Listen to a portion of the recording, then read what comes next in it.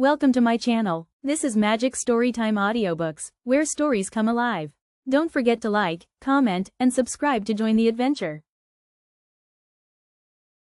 Chapter 16. We slept most all day, and started out at night, a little ways behind a monstrous long raft that was as long going by as a procession. She had 4 long sweeps at each end, so we judged she carried as many as 30 men, likely. She had 5 big wigwams aboard, wide apart, and an open campfire in the middle, and a tall flagpole at each end. There was a power of style about her. It amounted to something, being a raftsman on such a craft as that. We went drifting down into a big bend, and the night clouded up and got hot. The river was very wide, and was walled with solid timber on both sides. You couldn't see a break in it hardly ever, or a light. We talked about Cairo, and wondered whether we would know it when we got to it. I said likely we wouldn't, because I had heard say there warn't but about a dozen houses there, and if they didn't happen to have them lit up, how was we goin' to know we was passing a town? Jim said if the 2 big rivers joined together there, that would show. But I said maybe we might think we was passing the foot of an island and comin' into the same old river again. That disturbed Jim, and me too. So the question was, what to do? I said, paddle ashore the first time a light showed, and tell them Pap was behind, comin' along with a trading scow, and was a green hand at the business and wanted to know how far it was to Cairo. Jim thought it was a good idea, so we took a smoke on it and waited. There warn't nothing to do now but to look out sharp for the town, and not pass it without seeing it. He said he'd be mighty sure to see it, because he'd be a free man the minute he seen it, but if he missed it he'd be in a slave country again, and no more show for freedom. Every little while he jumps up and says, "There she is?" But it warn't. It was jack-o'-lanterns or lightning bugs, so he sit down again and went to watchin' same as before. Jim said it made him all over trembly and feverish to be so close to freedom. Well, I can tell you it made me all over trembly and feverish too to hear him, because I begun to get it through my head that he was most free. And who was to blame for it? Why, me. I couldn't get that out of my conscience, no how nor no way. It got to troubling me so I couldn't rest. I couldn't stay still in one place. It hadn't never come to me before what this thing was that I was doing. But now it did, and it stayed with me, and scorched me more and more. I tried to make out to myself that I warn't to blame, because I didn't run Jim off from his rightful owner. But it warn't no use. Conscience up and says every time, "But you knowed he was running for his freedom, and you could have paddled ashore and told somebody." That was so. I couldn't get around that no way. That was where it pinched. Conscience says to me, "What had poor Miss Watson done to you that you could see her nigger go off right under your eyes and never say one single word? What did that poor old woman do to you that you could treat her so mean? Why, she tried to learn you your book. She tried to learn you your manners. She tried to be good to you every way she knowed how. That's what she done." I got to feelin' so mean and so miserable I most wished I was dead.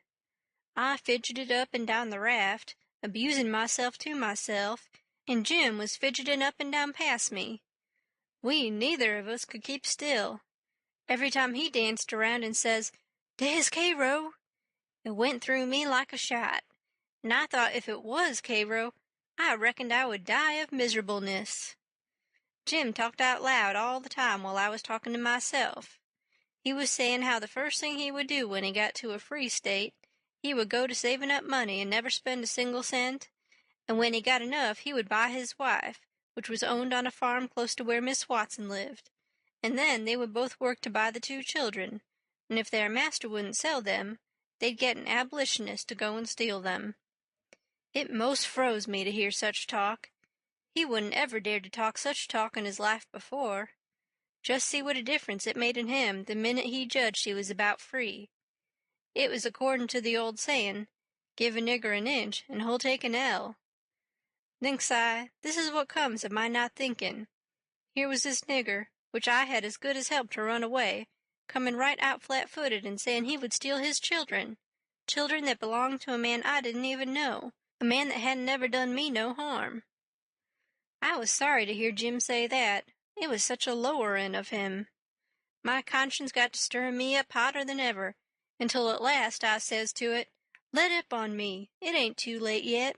I'll paddle ashore at the first light and tell." I felt easy and happy and light as a feather right off.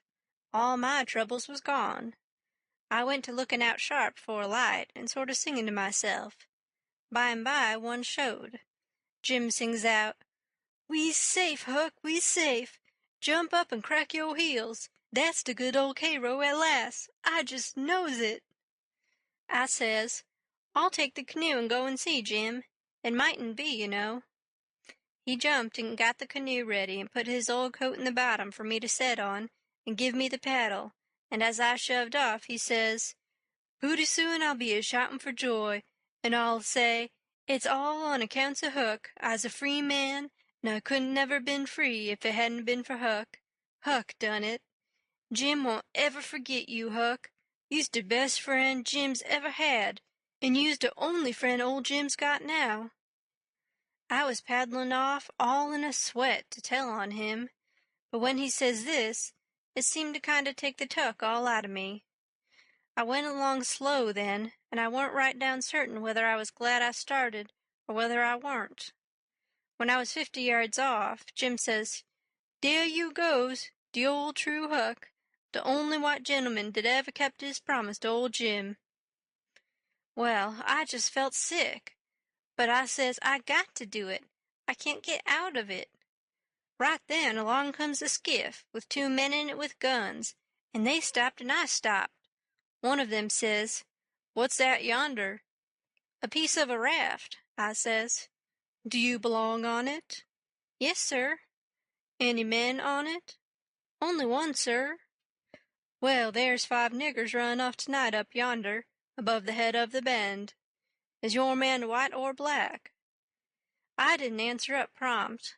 I tried to, but the words wouldn't come. I tried for a second or two to brace up and out with it, but I warn't man enough, hadn't the spunk of a rabbit.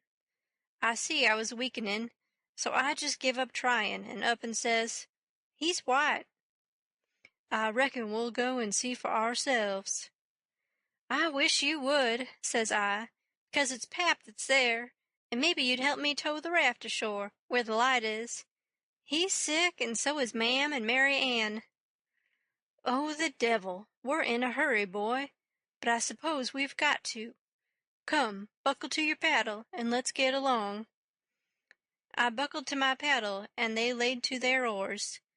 When we had made a stroke or two, I says, "Pap'll be mighty obleeged to you, I can tell you. Everybody goes away when I want them to help me tow the raft ashore, and I can't do it by myself." "Well, that's infernal mean. I'd, too. Say, boy, what's the matter with your father?" "It's the, well, it ain't anything much." They stopped pulling. It weren't but a mighty little ways to the raft now. One says, "Boy, that's a lie. What is the matter with your pap? Answer up square now, and it'll be the better for you." "I will, sir, I will, honest, but don't leave us, please. It's the gentlemen, if you'll only pull ahead and let me leave you the headline, you won't have to come near the raft. Please do." "Set her back, John, set her back," says one. They backed water. "Keep away, boy, keep to leeward. Confound it, I just expect the wind has blowed it to us. Your pap's got the smallpox, and you know it precious well. Why didn't you come out and say so? Do you want to spread it all over?" "Well," says I, a-blubbering, "I've told everybody before, and they just went away and left us." "Poor devil, there's something in that. We are right down sorry for you, but well, hang it, we don't want the smallpox, you see. Look here, I'll tell you what to do. Don't you try to land by yourself, or you'll smash everything to pieces. You float along down about 20 miles, and you'll come to a town on the left-hand side of the river. It will be long after sun-up then, and when you ask for help, you tell them your folks are all down with chills and fever. Don't be a fool again and let people guess what is the matter. Now, we're trying to do you a kindness, so you just put 20 miles between us. That's a good boy. It wouldn't do any good to land yonder where the light is. It's only a wood yard. Say, I reckon your father's poor, and I'm bound to say he's in pretty hard luck. Here, I'll put a $20 gold piece on this board, and you get it when it floats by. I feel mighty mean to leave you, but my kingdom, it won't do to fool with smallpox, don't you see? Hold on, Parker, says the other man. Here's a 20 to put on the board for me. Good-bye, boy. You do as Mr. Parker told you, and you'll be all right. That's so, my boy. Good-bye, good-bye. If you see any runaway niggers, you can help and nab them, and you can make some money by it. Good-bye, sir, says I. I won't let no runaway niggers get by me if I can help it. They went off, and I got aboard the raft, feeling bad and low, because I knowed very well I had done wrong, and I see it warn't no use for me to try to learn to do right. A body that don't get started right when he's little ain't got no show. When the pinch comes, there ain't nothing to back him up and keep him to his work, and so he gets beat. Then I thought a minute and says to myself, hold on. Suppose you'd 'a' done right and give Jim up. Would you felt better than what you do now? No, says I, I'd feel bad. I'd feel just the same way I do now. Well then, says I, what's the use you learning to do right when it's troublesome to do right and ain't no trouble to do wrong and the wages is just about the same? I was stuck. I couldn't answer that, so I reckoned I wouldn't bother no more about it. But after this, always do whichever come handiest at the time. I went into the wigwam. Jim warn't there. I looked all around. He warn't anywhere. I says, Jim! Here I is, Huck. Is day out of sight yit? Don't talk loud. He was in the river under the stern oar, with just his nose out. I told him they were out of sight, so he come aboard. He says, I was a-listen to all the talk, and I slips into the river and was gwine to shove for shore if they came aboard. Then I was gwine to swim to the raft again when they was gone. But lawsy, how you did fool 'em, Huck. Dat was the smartest dodge. I tell you, child, I expect it save old Jim. Old Jim ain't going to forget you for dat, honey. Then we talked about the money. It was a pretty good raise, $20 apiece.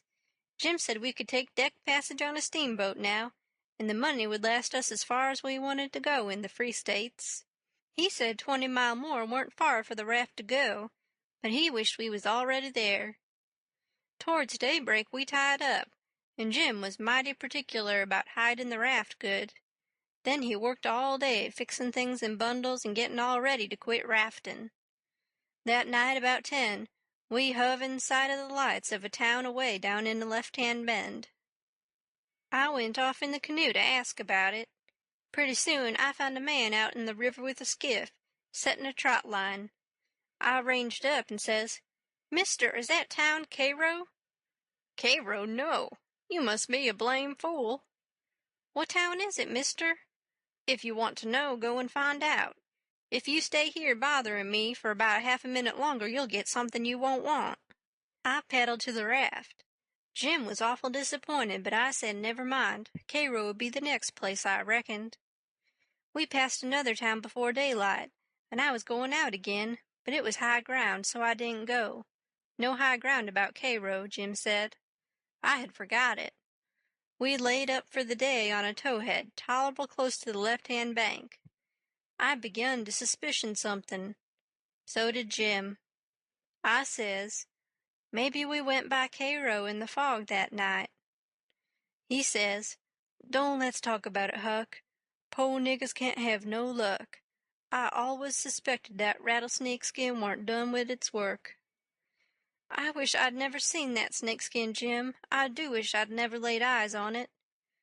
It ain't your fault, Huck. You didn't know. Don't you blame yourself about it.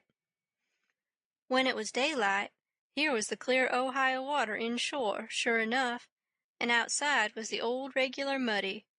So it was all up with Cairo. We talked it all over. It wouldn't do to take to the shore. We couldn't take the raft up the stream, of course.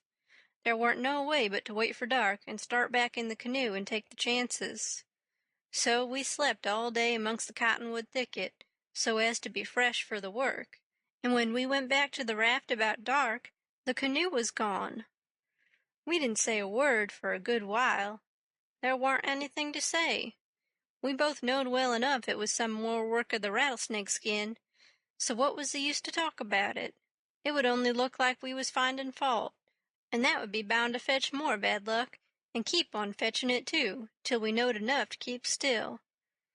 By and by we talked about what we better do, and found out there warn't no way but to go along down with the raft till we got a chance to buy a canoe to go back in. We warn't going to borrow it when there warn't anybody around, the way Pap would do, for that might set people after us. So we shoved out after dark on the raft. Anybody that don't believe yet that it's foolishness to handle a snakeskin, after all that snakeskin done for us, will believe it now if they read on and see what more it done for us. The place to buy canoes is off of rafts laying up at shore, but we didn't see no rafts laying up, so we went along during 3 hours and more. Well, the night got gray and ruther thick, which is the next meanest thing to fog. You can't tell the shape of the river, and you can't see no distance. It got to be very late and still, and then along comes a steamboat up the river. We lit the lantern, and judged she would see us. Upstream boats don't generally come close to us. They go out and follow the bars and hunt for easy water under the reefs. But nights like this, they bull right up the channel against the whole river. We could hear her pounding along, but we didn't see her good till she was close. She aimed right for us. Often they do that and try to see how close they can come without touching. Sometimes the wheel bites off a sweep, and then the pilot sticks his head out and laughs, and thinks he's mighty smart. Well, here she comes, and we said she was going to try and shave us, but she didn't seem to be shearing off a bit. She was a big one, and she was coming in a hurry, too, looking like a black cloud with rows of glowworms round it. But all of a sudden she bulged out, big and scary, with a long row of wide-open furnace doors shining like red-hot teeth, and her monstrous bows and guards hanging right over us. There was a yell at us, and a jingling of bells to stop the engines, a pow-wow of cussing and whistling of steam, and as Jim went overboard on one side and I on the other, she come smashing straight through the raft. I dived, and aimed to find the bottom, too, for a 30-foot wheel had got to go over me, and I wanted it to have plenty of room. I could always stay under water a minute. This time I reckon I stayed under a minute and a half. Then I bounced for the top in a hurry, for I was nearly bustin'. I popped out to my armpits and blowed the water out of my nose and puffed a bit. Of course there was a booming current, and of course that boat started her engines again 10 seconds after she stopped them, for they never cared much for raftsmen. So now she was churning along up the river, out of sight in the thick weather, though I could hear her. I sung out for Jim about a dozen times, but I didn't get any answer, so I grabbed a plank that touched me while I was treading water, and struck out for shore, shoving it ahead of me. But I made out to see that the drift of the current was towards the left-hand shore, which meant that I was in a crossing, so I changed off and went that way. It was one of these long, slanting 2-mile crossings, so I was a good long time in getting over. I made a safe landing and clumb up the bank. I couldn't see but a little ways, but I went poking along over rough ground for a 1/4 of a mile or more, and then I run across a big old-fashioned double-log house before I noticed it. I was going to rush by and get away, but a lot of dogs jumped out and went to howling and barking at me, and I knowed better than to move another peg. Thank you so much for watching. If you enjoyed the story, don't forget to hit like and leave a comment. And of course, subscribe to Magic Storytime Audiobooks for more magical adventures.